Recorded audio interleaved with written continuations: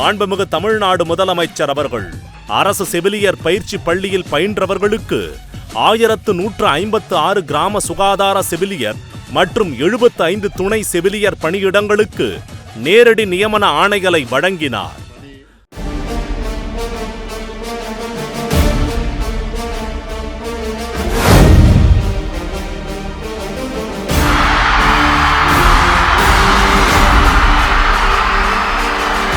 கல்வியில் சிறந்த தமிழ்நாடு, தமிழ்நாட்டின் பெரும் கல்வி எழுச்சியின் கொண்டாட்டம் சென்னை ஜவஹர்லால் நேரு உள் விளையாட்டு அரங்கில் உணர்வுபூர்வ விழாவாக நடைபெற்றது.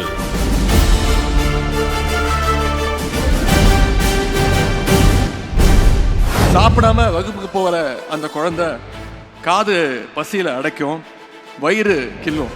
இன்னைக்கு அந்த பிரச்சனைகள் எல்லாத்தையும் நம்முடைய முதலமைச்சர் அவர்கள் தீர்த்து வைத்திருக்கிறார்கள். மாணவ செல்வங்களே, நீங்கள் படிச்சு முன்னேறுகிற காரணத்தால நீங்கள் மட்டுமல்ல உங்கள் குடும்பமும் முன்னேற போகுது. நீங்கள் தொடர்ந்து படிங்க. உங்களுடைய படிப்புக்கு துணையாக உங்களுக்கு வேலைவாய்ப்புகளை உருவாக்க இந்த முத்துவேல் கருணாநிதி இருக்கேன்.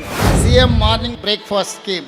I wanted to announce here on in this dais, Telangana government is going to implement this scheme in next academic year.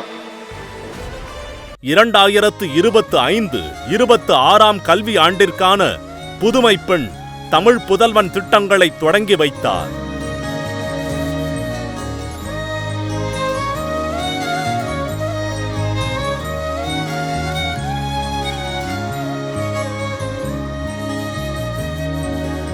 மாண்புமிகு தமிழ்நாடு முதலமைச்சர் திரு மு.க. ஸ்டாலின் அவர்கள் MS சுவாமிநாதன் ஆராய்ச்சி நிறுவனத்தில் நடைபெற்ற பேராசிரியர் நிகழ்ச்சியில் கலந்து கொண்டு உரையாற்றினார்.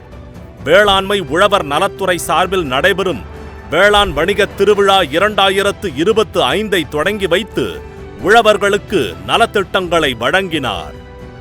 நடிகர் திலகம் சிவாஜி கணேசன் அவர்களின் 98வது பிறந்த நாளை முன்னிட்டு தமிழ்நாடு அரசின் சார்பில் நடிகர் திலகம் சிவாஜி கணேசன் அவர்களின் திருவுருவச் சிலைக்கு மாலை அணிவித்து திருவுருவ படத்திற்கு மலர் தூவி மரியாதை செலுத்தினார் மாண்புமிகு முதலமைச்சர் அவர்கள்.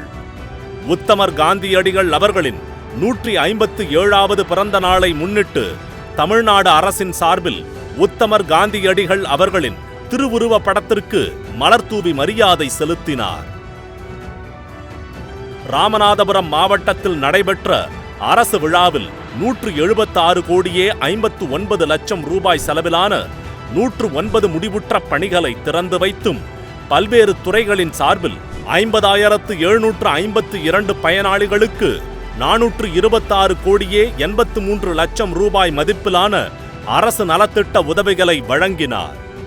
நெடுஞ்சாலைகள் மற்றும் சிறு துறைமுகங்கள் துறை சார்பில் கோயம்புத்தூரில் 1,791 கோடி ரூபாய் செலவில் கட்டப்பட்டுள்ள தமிழகத்தின் மிக நீளமான 10.01 கிலோமீட்டர் நீளம் கொண்ட 4 வழித்தட மேம்பாலத்திற்கு GT நாயுடு மேம்பாலம் என்று பெயர் சூட்டப்பட்டு பொதுமக்களின் பயன்பாட்டிற்காக திறந்து வைத்தார் மாண்புமிகு முதலமைச்சர் அவர்கள்.